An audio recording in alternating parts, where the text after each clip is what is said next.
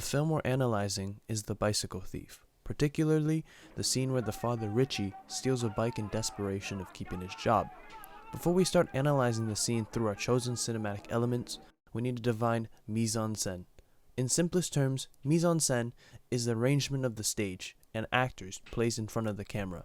It is a visual presentation of the story it is portraying. With that, we discuss the significance of these cinematic elements. At this point in the film, the set is based in Rome outside of a football stadium. The camera remains fixed on their backs until the son takes a seat on the curb. The next shot is of Richie's face as he stares across the street at the stadium. We then get a quick shot of the stadium, and then back to Richie's face. The set in this scene is important because it being next to the stadium means that bikes are aplenty as people commute to the stadium to see the game. When he turns around and looks around the corner, he sees one bike standing by itself. The blocking in this scene is so important because it pushes the story forward without the use of much dialogue. The blocking allows the audience to see Richie's inner turmoil as he debates on whether to steal a bike or not to. The camera follows Richie as he paces back and forth, staring at the stadium and back at the lone bike. You can see a look of dread in his face as he struggles with what to do. The main prop and the prop that really drives the storyline is obviously the bike. The bike in this particular scene, though, is somebody else's, and the prop is used as a sort of lure. This gives the audience the idea that Richie thinks that this bike is an easy target. As Richie walks towards the bike, the camera moves as if it's creeping behind him.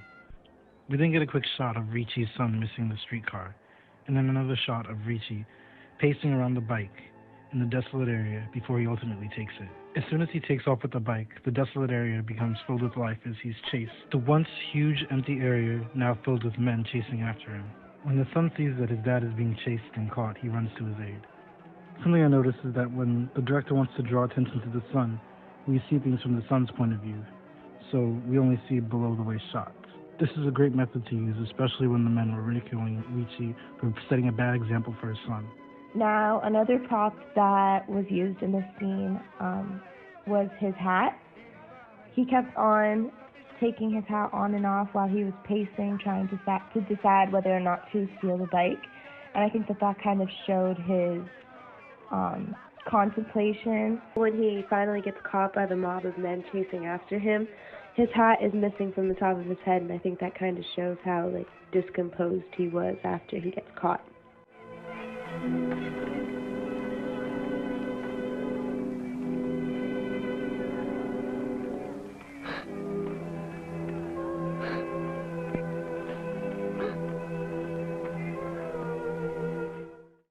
The last element we examine is the sound and music throughout the entire extended scene.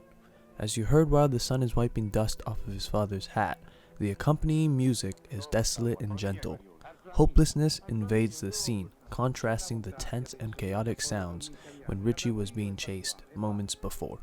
The music helps portray the emotions that are happening from the visual presentation of the story.